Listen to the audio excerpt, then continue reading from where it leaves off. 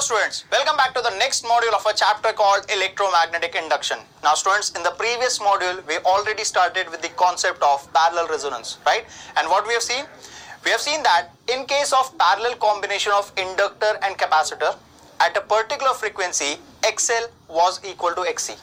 And when XL was equal to XC, the value of current through inductor was equal to the value of current through capacitor, that is IL was equal to IC. And because of that, net current which was flowing, or rather which was drawn from the AC source, was equal to 0. And when net current was 0, we can say the impedance of the circuit was infinite. But in regular practice, infinite impedance is not possible, right? And as infinite impedance is not possible, so we can say impedance was having maximum value, and because of that, current was having minimum value, or it was tending towards 0.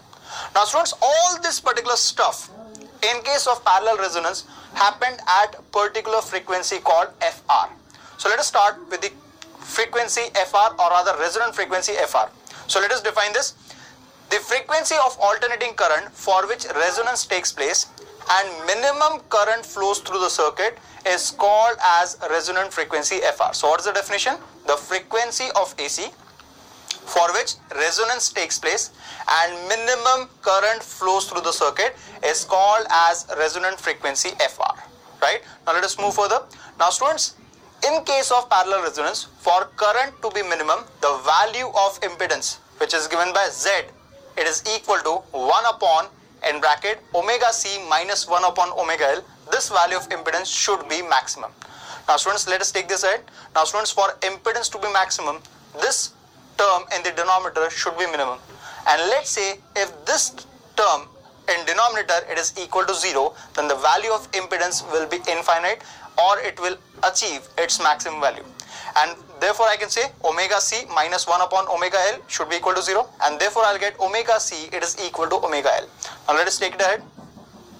Now I'll transfer omega on right hand side and C on left hand side. So what will I get? Omega square, it is equal to 1 by LC. Now let us take square root. So therefore I'll get omega, it is equal to 1 upon under root of LC. Now again I can say omega, it is equal to 2 pi FR.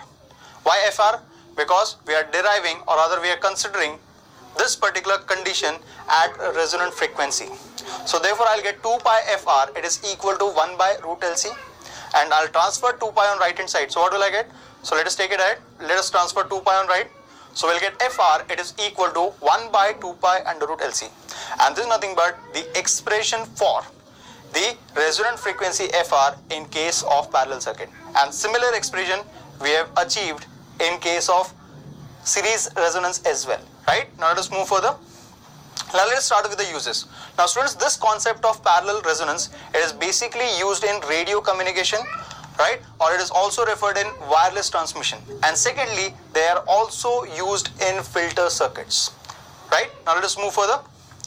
Now this particular circuit, or rather this parallel circuit of inductor and capacitor, which is connected in parallel to a source of alternating EMF, it is referred as rejector circuit.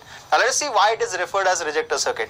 Now students, when current of different frequencies are provided to this particular assembly, right? So what will happen?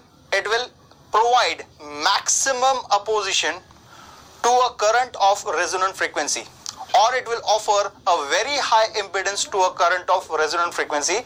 And from this discussion, or rather from these particular points, I can say it will disallow current of resonant frequency, whereas it will allow the currents of other frequency, or I can say it will reject the current of resonant frequency, whereas it will allow the currents of other particular frequency to pass through that particular combination, right? And that's why this particular combination of LC circuit is referred as rejector circuit, because it is rejecting current of one particular frequency and allowing current of other particular frequencies, right? Now let us move further.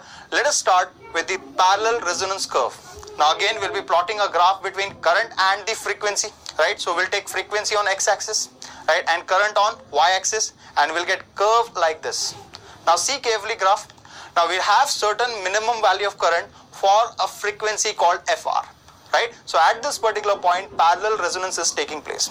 Now over here, as you can see, we are using an inductor, and that particular inductor is not pure, or I can say pure inductor is not possible in actual practice.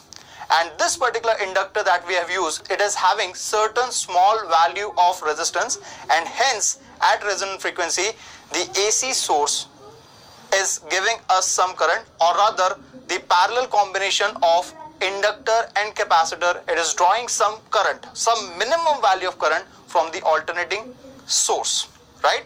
So I can say hence at resonant frequency a small current is drawn from the alternating source, right? Now let us move further. Now few important points you need to note down. First of all, at resonant frequency, see the diagram carefully.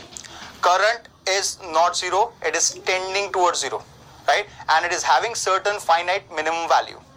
And as current is having certain finite minimum value, we can say the impedance of the circuit is not infinite, it is having certain finite maximum value, right? So students, in this particular module, we have discussed various parameters which are associated with parallel resonance. That's it for this particular module. See you in the next module.